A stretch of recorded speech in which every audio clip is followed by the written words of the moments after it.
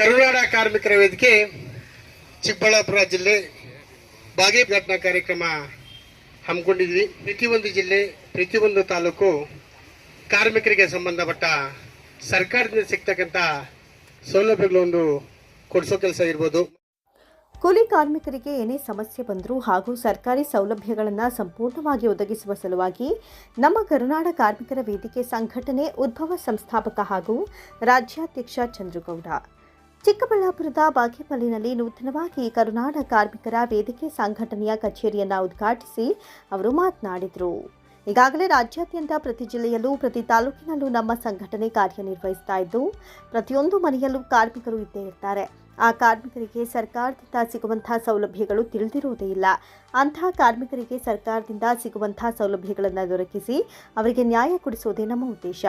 ಅದೇ ರೀತಿ ಕಟ್ಟಡ ಕಾರ್ಮಿಕರಿಗೆ ಸರ್ಕಾರದಿಂದ ನೀಡಿರುವ ಲೇಬರ್ ಕಾರ್ಡ್ ಹೊಂದಿದರೆ ಅಂತಹ ಕುಟುಂಬಕ್ಕೆ ಕಾರ್ಮಿಕ ಇಲಾಖೆಯಿಂದ ಓದುವ ಮಕ್ಕಳಿಗೆ ಸ್ಕಾಲರ್ಶಿಪ್ ಇರಬಹುದು, ಹೆರಿಗೆ ಸಹಾಯಧನ ಇರಬಹುದು, ಮದುವೆ ಸಹಾಯಧನ, ಕೆಲಸ ನಿಮಿತ್ತ ಸಂದರ್ಭದಲ್ಲಿ ತೀರ್ಕೊಂಡಾಗ ಸಿಗುವಂತಹ ಸಹಾಯಧನ ಇರಬಹುದು.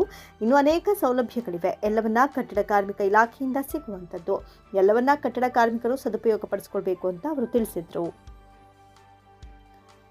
ಈ ಸಂದರ್ಭದಲ್ಲಿ ತಾಲೂಕು ಅಧ್ಯಕ್ಷ ಗಗನ್, ಉಪಾಧ್ಯಕ್ಷ ಅಶೋಕ್ ಸಿ, ಪ್ರಧಾನ ಕಾರ್ಯದರ್ಶಿ ಜಯಕುಮಾರ್, ಶ್ರೀಮತಿ ಲಕ್ಷ್ಮೀಗೌಡ, ಮಹಿಳಾ ರಾಜ್ಯಾಧ್ಯಕ್ಷರು ಲಕ್ಷ್ಮಣ್, ರಾಜ್ಯ ಗೌರವಾಧ್ಯಕ್ಷರು ಸುರೇಶ್ ಶೆಟ್, ರಾಜ್ಯ ಜಂಟಿ ಕಾರ್ಯದರ್ಶಿ ಸಂಜು ಯಾದವ್, ರಾಜ್ಯ ಕಾರ್ಮಿಕರ ಅಧ್ಯಕ್ಷರು ಅವಿನಾಶ್, ರಾಜ್ಯ ಕಾರ್ಯದರ್ಶಿ ಶ್ರೀಮತಿ ತನುಶ್ರೀ, ರವಿಕುಮಾರ್, ರಾಜ್ಯ ಸಂಘಟನೆ ಕಾರ್ಯದರ್ಶಿ ಬಾಲಾಜಿ, ಕಾರ್ಮಿಕ ನಗರ ಅಧ್ಯಕ್ಷರು ಬೆಂಗಳೂರು ಜಿಎಂ ರಾಕೇಶ್, ಕಾರ್ಮಿಕ ನಿರೀಕ್ಷಕರು ಬಾಗೇಪಲ್ಲಿ ಶಿವಕುಮಾರ್, ಅಧ್ಯಕ್ಷರು ಮಾನವ ಹಕ್ಕುಗಳ ರಕ್ಷಣೆ ಮತ್ತು ಭ್ರಷ್ಟಾಚಾರ ನಿಗ್ರಹ ಸಂಸ್ಥೆ ಪಿಡಿ ವೆಂಕಟರಮಣ, ಜಿಲ್ಲಾಧ್ಯಕ್ಷರು ಭೋವಿ ಸಂಘ ವಿನಯ್ ಕುಮಾರ್ ಎಂವಿ, ತಾಲೂಕು ಅಧ್ಯಕ್ಷರು ಭೋವಿ ಸಂಘ ಸೇರಿದಂತೆ ಕಾರ್ಮಿಕರು ಭಾಗವಹಿಸಿದರು. ವರದಿ ಶಾಂತಿ, ಎಂಎನ್ಎಸ್ ನ್ಯೂಸ್ ಕನ್ನಡ, ಬಾಗೇಪಲ್ಲಿ. ಕರುನಾಡ ಕಾರ್ಮಿಕರ ವೇದಿಕೆ ಚಿಕ್ಕಬಳ್ಳಾಪುರ ಜಿಲ್ಲೆ ಬಾಗೇಪಲ್ಲಿ ಘಟನಾ ಕಾರ್ಯಕ್ರಮ ಹಮ್ಮಿಕೊಂಡಿದ್ವಿ. ಈಗಾಗಲೇ ಇಡೀ ರಾಜ್ಯದ ಕಾರ್ಮಿಕರಿಗೆ ಗೊತ್ತಿರೋ ಹಾಗೆ ಪ್ರತಿಯೊಂದು ಜಿಲ್ಲೆ ಪ್ರತಿಯೊಂದು ತಾಲೂಕು ಕಾರ್ಮಿಕರಿಗೆ ಸಂಬಂಧಪಟ್ಟ ಸರ್ಕಾರದಿಂದ ಸಿಗ್ತಕ್ಕಂಥ ಸೌಲಭ್ಯಗಳನ್ನು ಕೊಡಿಸೋ ಕೆಲಸ ಇರ್ಬೋದು. ಮತ್ತು ಯಾವುದೇ ಕೆಲಸ ಮಾಡುವಂಥ ಕಾರ್ಮಿಕರಿಗೆ ಸರ್ಕಾರ ಯಾವುದೇ ಒಂದು ಸಮಸ್ಯೆ ಆಗಿದ್ದಲ್ಲಿ ಅವ್ರ ಜೊತೆ ನಿಂತು ಅವ್ರಿಗೊಂದು ನ್ಯಾಯ ಕೊಡಿಸೋ ಕೆಲಸ ಈಗಾಗಲೇ ಪ್ರತಿಯೊಂದು ಜಿಲ್ಲೆ ಪ್ರತಿಯೊಂದು ತಾಲೂಕು ಕೂಡ ಈಗಾಗಲೇ ಮಾಡ್ಕೊಂಡು ಬರ್ತಾ ಇದ್ವಿ. ಹಾಗೆ ಏನು ನಮ್ಮ ಚಿಕ್ಕಬಳ್ಳಾಪುರ ಜಿಲ್ಲೆ ಬಾಗೇಪಲ್ಲಿ ತಾಲೂಕಲ್ಲಿ ಕೂಡ ಪ್ರತಿಯೊಂದು ಮನೆಗೂ ಕೂಡ ಕಾರ್ಮಿಕರಿದ್ದಾರೆ. ಆ ಕಾರ್ಮಿಕರಿಗೆ ಸರ್ಕಾರದಿಂದ ಹಲವಾರು ಸೌಲಭ್ಯಗಳಿದೆ, ಆದರೆ ಸುಮಾರು ಜನಕ್ಕೆ ಅದು ತಲುಪ್ತಾ ಇಲ್ಲ. ಹಾಗಾಗಿ ಕಾರ್ಮಿಕರಿಗೆ ಅನುಕೂಲ ಆಗ್ಬೇಕಂತೇಳಿ ಒಂದು ಕಚೇರಿಯನ್ನ ಉದ್ಘಾಟನೆ ಮಾಡ್ತಾ ಇದ್ವಿ. ದಯವಿಟ್ಟು ಆ ಕಚೇರಿ ಬಂದು ಕಾರ್ಮಿಕರಿಗೆ ಸಂಬಂಧಪಟ್ಟ ಅಂದ್ರೆ ಯಾವುದೇ ಕೆಲಸ ಮಾಡುವಂತ ಕಾರ್ಮಿಕರು ಇರ್ಬೋದು, ಆಯ್ತಾ, ಕಾರ್ಮಿಕರಿಗೆ ಸಂಬಂಧಪಟ್ಟ ಪ್ರತಿಯೊಂದು ಕೂಡ ಕೊಡಿಸೋ ಕೆಲಸ ಮಾಡ್ತೀವಿ. ಹಾಗಾಗಿ ನಿಮ್ಮ ಅಕ್ಕಪಕ್ಕದಲ್ಲಿರುವಂತಹ ಕಾರ್ಮಿಕರಾಗಿರ್ಬೋದು, ಅಂದ್ರೆ ಯಾವುದೇ ಕಾರ್ಮಿಕರು ಪ್ರತಿಯೊಂದು ಕಾರ್ಮಿಕರು ಹೇಳ್ತೀನಿ, ಆಯ್ತಾ, ಯಾವುದೇ ಕಾರ್ಮಿಕರು ಪ್ರತಿಯೊಂದು ಕೂಡ ಎಲ್ಲರೂ ಕೂಡ ಸದುಪಯೋಗ ಪಡ್ಕೋಬೇಕು. ಏನಪ್ಪಾ ಅಂದ್ರೆ ಕಟ್ಟಡ ಕಾರ್ಮಿಕರು ಗೊತ್ತಲ್ಲ, ಕಟ್ಟಡ ಕಾರ್ಮಿಕರು ಗೊತ್ತಾ? ಕಟ್ಟಡ ಕಾರ್ಮಿಕರು ಅಂದ್ರೆ ಒಂದು ಮನೆ ಕಟ್ಟೋ ಕೆಲಸಕ್ಕೆ ಯಾರು ಬರ್ತಾರೋ, ಒಂದು ಪ್ಲಂಬರ್ ಆಗಿರ್ಬೋದು, ಪೈಂಟರ್ ಆಗಿರ್ಬೋದು, ಎಲೆಕ್ಟ್ರಿಷಿಯನ್, ರೋಡ್ ಕೆಲಸ ಮಾಡೋರು, ಕಂಬಿ ಕಟ್ಟೋರು, ಇಟ್ಕೆ ಕೊಯ್ಯೋರು, ಜಲ್ಲಿ ಹೊಡೆಯೋರು, ಹಾಗೆ ಒಂದು ಮನೆ ಕಟ್ಟೋ ಕೆಲಸಕ್ಕೆ ಯಾರು ಬರ್ತಾರೋ ಪ್ರತಿಯೊಂದು ಮನೆಯಲ್ಲೂ ಕೂಡ ಇರ್ತಾರೋ ಇಲ್ಲ, ಪ್ರತಿಯೊಂದು ಮನೆಯಲ್ಲೂ ಕೂಡ ಕಟ್ಟಡ ಕಾರ್ಮಿಕರು ಇರ್ತಾರೆ, ಆಯ್ತಾ. ಆ ಕಾರ್ಮಿಕರಿಗೆ ನಮ್ಮ ಕಾರ್ಮಿಕ ಇಲಾಖೆಯಿಂದ ಒಂದು ಲೇಬರ್ ಕಾರ್ಡ್ ಅನ್ನೋದು ಕೊಟ್ಟಿದ್ದಾರೆ, ಗೊತ್ತಾ? Labour card.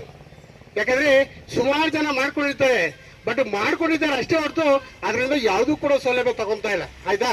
ಹಾಗಾಗಿ ದಯವಿಟ್ಟು ಈ ಕಟ್ಟಡ ಕಾರ್ಮಿಕರು ಯಾರಿದಾರೋ, ಅಂದ್ರೆ ಒಂದು ಮನೆ ಕಟ್ಟೋ ಕೆಲಸಕ್ಕೆ ಯಾರು ಬರ್ತಾರೋ ಅವ್ರಿಗೆಲ್ಲ ನಮ್ಮ ಸರ್ಕಾರದಿಂದ ಹಲವಾರು ಯೋಜನೆಗಳಿದೆ, ಆಯ್ತಾ. ಉದಾಹರಣೆಗೆ ಒಂದು ಸ್ಕಾಲರ್ಶಿಪ್ ಇರ್ಬೋದು, ಅಂದ್ರೆ ಇಬ್ಬರು ಮಕ್ಕಳಿಗೆ ಅವರು ನಿಜವಾದ ಕಟ್ಟಡ ಕಾರ್ಮಿಕರೇ ಆಗಿರ್ಬೇಕು, ಆಯ್ತಾ. ನಿಜವಾದ ಕಟ್ಟಡ ಕಾರ್ಮಿಕರೇ ಆಗಿದ್ರೆ ಅವರು ಲೇಬರ್ ಕಾರ್ಡ್ ಅನ್ನ ಮಾಡ್ಕೋಬೇಕು, ಅಂದ್ರೆ ಕಾರ್ಮಿಕರ ಕಾರ್ಡ್, ಆಯ್ತಾ. ಕಾರ್ಮಿಕರ ಕಾರ್ಡ್ ಅನ್ನ ಮಾಡ್ಕೊಂಡಿದ್ರೆ ಅವ್ರ ಮನೆಯಲ್ಲಿ ಒಂದು ವರ್ಷಕ್ಕೆ ಇಷ್ಟು ಅಂತೇಳಿ ಇಬ್ಬರು ಮಕ್ಕಳಿಗೆ ಸ್ಕಾಲರ್ಶಿಪ್ ಕೊಡ್ತಾರೆ ನಮ್ಮ ಕಾರ್ಮಿಕ ಇಲಾಖೆಯಿಂದ, ಆಯ್ತಾ. ಮತ್ತೆ ಕಾರ್ಮಿಕರ ಮಕ್ಕಳಿಗೆ ಮದುವೆ ಆದ್ರೆ ಒಬ್ಬರಿಗೆ 60,000 ಇಬ್ಬರು ಮಕ್ಕಳಿಗೆ ಮದುವೆ ಸಹಾಯಧನ ಅಂತ ಕೊಡ್ತಾರೆ, ಆಯ್ತಾ. ಮತ್ತೆ ಹೆರಿಗೆ ಸಹಾಯಧನ ಅಂದ್ರೆ ಡೆಲಿವರಿ ಆಗ್ತಾರಲ್ಲ, ಆ ಡೆಲಿವರಿ ಆದ್ರೆ ಹೆಣ್ಣು ಮಕ್ಕಳದೇ ಕಾರ್ಡ್ ಬೇಕು. ಅದರಲ್ಲಿ ಕಡ್ಡಾಯವಾಗಿ ಹೆಣ್ಣು ಮಕ್ಕಳು ಕಟ್ಟಡ ಕಾರ್ಮಿಕರಾಗಿರ್ಬೇಕು. ಕಟ್ಟಡ ಕಾರ್ಮಿಕರಿಗೆ ಗೊತ್ತಲ್ಲ, ಕನ್ಸ್ಟ್ರಕ್ಷನ್ ವರ್ಕರ್ಸ್ ಆಯ್ತಾ, ಆ ಕಟ್ಟಡ ಕಾರ್ಮಿಕರಾಗಿರ್ಬೇಕು. ಅವ್ರದ್ದು ಲೇಬರ್ ಕಡಿದ್ರೆ ಒಂದು ಮಗುಗೆ 50,000 ಹಂಗೆ ಇಬ್ಬರು ಮಕ್ಕಳಿಗೆ ಹೆರಿಗೆ ಸಹಾಯಧನ ಅಂತೇಳಿ ನಮ್ಮ ಕಾರ್ಮಿಕ ಇಲಾಖೆಯಿಂದ ಕೊಡ್ತಾರೆ. ಮತ್ತೆ ಏನಪ್ಪಾ ಅಂದ್ರೆ ಇವಾಗ ಅಕಸ್ಮಾತ್ ಒಂದು ಫ್ಯಾಕ್ಟ್ರಿಯಲ್ಲಿ ಕೆಲಸ ಮಾಡ್ತಾ ಇರೋದು ಮತ್ತೆ ಒಂದು ಗಾರ್ಮೆಂಟ್ಸ್ ಅಲ್ಲಿ ಕೆಲಸ ಮಾಡೋದು ಅವ್ರಿಗೆ ESI PF ಇರುತ್ತೆ ಆಯ್ತಾ. ನಮ್ಮ ಕಟ್ಟಡ ಕಾರ್ಮಿಕರಿಗೆ ESI PF ಇರುತ್ತೆ ಅದನ್ನ ESI PF. ಅಕಸ್ಮಾತ್ ಏನನ್ನ ಸಮಸ್ಯೆ ಆದ್ರೂ ಕೂಡ ಯಾರು ಕೂಡ ಬಂದು ನೋಡಲ್ಲ ಆಯ್ತಾ. ಹಾಗಾಗಿ ಹಂಗೇನಾದ್ರೆ ನಮ್ಮ ಕಾರ್ಮಿಕ ಇಲಾಖೆಯಿಂದ 2 ಲಕ್ಷ ಪರಿಹಾರ ಕೊಡ್ತಾರೆ ಆಯ್ತಾ. 2 ಲಕ್ಷ ಬಂದ್ಬಿಟ್ಟು ವೈದ್ಯಕೀಯ ಸಹಾಯಧನ ಅಂತೇಳಿ 2 ಲಕ್ಷವರೆಗೂ ಕೊಡ್ತಾರೆ ಆಯ್ತಾ. ಅದನ್ನ ಕೂಡ ಪ್ರತಿಯೊಬ್ರು ತಗೊಳ್ಳಿ.